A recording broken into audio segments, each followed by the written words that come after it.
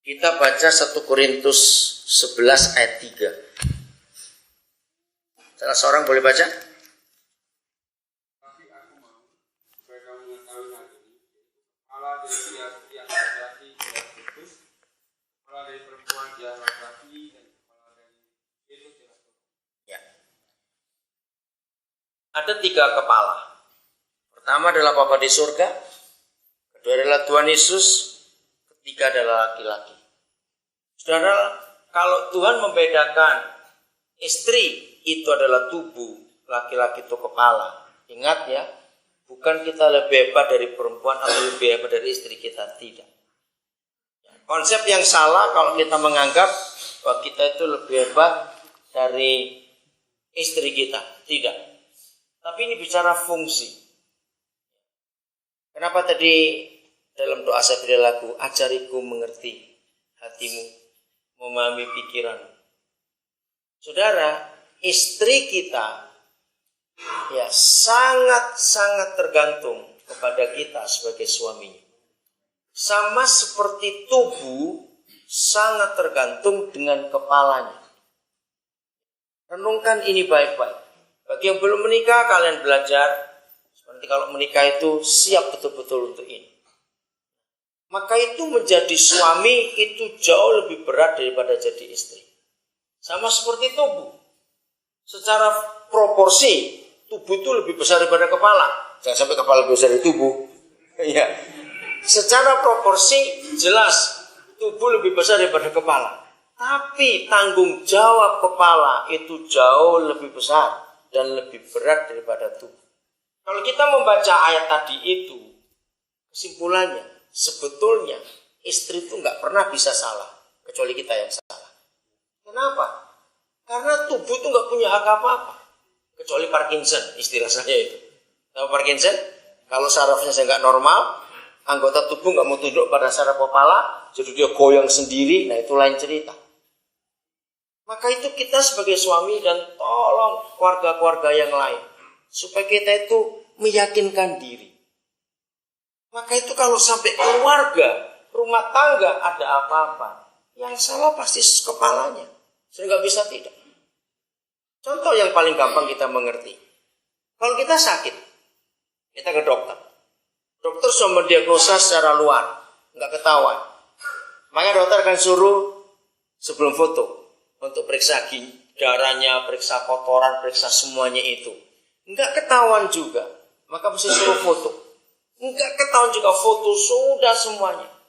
Pasti yang terakhir ini kepalanya ada sesuatu. Nah di situ ada CT scan atau MRI, itu periksa di kepala. Pasti bagian kepala, tidak mungkin tidak. Nah dari situ kita belajar. Jadi kalau kita tahu bahwa menjadi laki-laki bukan pilihan. Karena waktu kita mau dilahirkan Tuhan nggak tanya kamu mau laki atau perempuan, nggak begitu. Iya enggak. Ini ketetapan Tuhan. Jadi bukan pilihan kita. Maka itu jangan ada nyesal. Jadi laki-laki jangan ada nyesal. Awas sampai ada nyesal itu ya. Itu pilihan Tuhan bukan pilihan kita. Bagaimana supaya kita ini aman? Gampang. Lihat kembali 1 Korintus 11 ayat 3 tadi. Kita nggak sendirian. Di atas kita ada kepala. Siapa dia? Tuhan Yesus. Nah kita tahu dalam 4 Injil. Tuhan Yesus yang begitu hebat. Toh dia tetap tunduk pada Bapanya di surga. Nah apalagi kita. Maka itu ya, catat ayatnya nanti baca sendiri. Penting yang belum tahu harus catat ayat ini. Kenapa dalam Maleakhi 4 ayat 6 dan Roma 5 ayat 12 itu menyatakan bahwa dunia ini jatuh dalam dosa itu gara-gara laki-laki, bukan gara-gara perempuan. Setan itu bisa bekerja luar biasa bukan gara-gara perempuan. Itu gara-gara laki-laki. Coba bacakan yang Roma 5:12-nya dulu. Maleakhi 4 ayat 6 kita sering baca. Sebab itu sama seperti dosa telah masuk ke dalam dunia oleh satu orang. Dan Ya. dosa itu juga maut. Dan oleh dosa itu juga maut. Demikianlah maut itu telah mendarat kepada semua orang. Karena semua orang telah berbuat dosa. Gara-gara satu orang. Siapa dia? Adam. Nah kalau kita teliti, sebetulnya bukan salah Adam, itu salah Hawa. Karena Hawa istri itu dulu yang ditawari. tapi tetap keputusan ada di kepala. Sama seperti tubuh. Saya percaya kita semua pernah mengalami tubuh ini capek sekali. Kita ini pengen tidur. Tapi kalau kepala memutuskan nggak bisa, kerjaan masih banyak. Apa terus tubuh ngambek? Nggak bisa, tubuh harus tunduk pada kepala. Contoh, perut itu di tubuh atau di kepala? Ya tubuh dong pasti. Kalau perut di kepala namanya kepiting. Perut usul, aduh aku pengen pecel hari ini. Itu perutnya yang pengen pecel. Tapi kepala yang memutuskan, enggak, aku ingin papeda. Terus perutnya ngambek atau nurut? Dia harus nurut. Walaupun dia pengen mati pecel, enggak bisa. Ngerti? Nah, jadi kalau ada istri yang tidak nurut kepada kita sebagai kepala, jangan suka bentak-bentak istri. Jangan apa sampai pukul. Jangan. Yang salah pasti kita. Kalau sampai tubuh kita tidak nurut kepada kita, kepalanya lagi rusak. Iya enggak? Karena tubuhnya jadi ngaco. Hebat sekali. Saudara, ini hal yang sangat luar biasa. Hari Sabtu yang barusan ini kan hari Rabu, Sabtu. Saya berkati pernikahan di Tegal. Kami bersyukur pada Tuhan, saudara, makin hari kami suami istri makin melihat banyak keluarga yang dipulihkan. Ayo saudara juga percayakan hal itu. Nah, ternyata salah satu undangan itu keluarga yang mau cerai. Bahkan sudah siap untuk cerai. Malah dalam ibadah itu, mereka itu lagi ribut besar. Mereka itu dari Jakarta, acara pemberkatan 10:30 pagi, mereka baru tiba jam 6 pagi. Nah, selama perjalanan Jakarta Tegal, itu mereka itu sudah ribut terus. Anak mereka 4. Nah, akhirnya mereka dua bilang, enggak, si suami berkata dulu, aku enggak mau ikut di gereja. Saya bilang, terserah kamu, aku juga enggak ikut, aku ngurus anak ini. Karena anak mereka keempat itu bedanya dengan anak ketiganya, itu 8 tahun, umurnya baru ada 1 lagi. Jadi ada alasan. Jadi dua enggak mau ikut.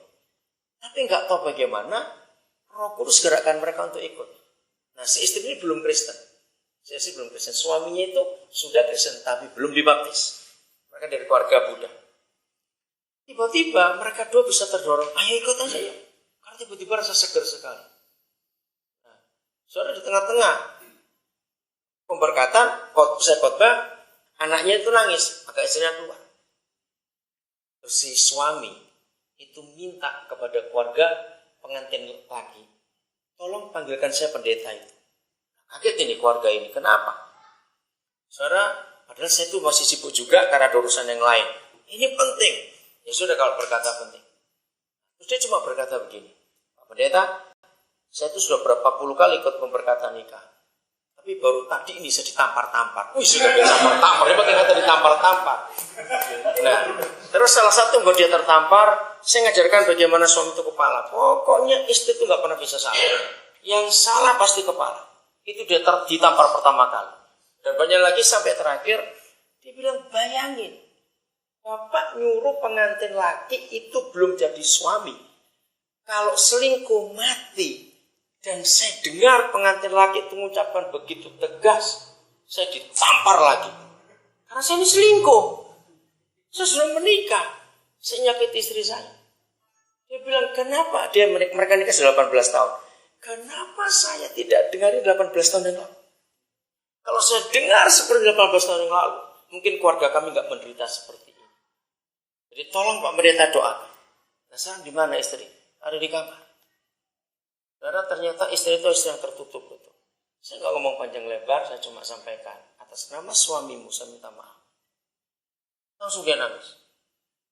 Dari hari Sabtu, malam itu mereka cerita, kami sudah kayak pacaran lagi. Hari Minggu pagi mereka pulang ke Jakarta, tiap malam sudah dari kemarin, seminggu tuh. SMS, telepon saya tiap malam itu. Cerita bagaimana mereka dipulihkan. Sampai istri bilang, saya itu malu. Saya jadi seperti anak remaja lagi. Banyak saya ngomong itu. Karena kami gak pernah ngerasakan itu. Saudara, setelah kunci itu dia pegang, bahwa suami itu kepala. Selama ini saya nyalakan istri saya. Saya punya banyak alasan menyalahkan istri saya. Ternyata saya baru tahu. saya yang salah. Tolong beritahukan pada semua orang.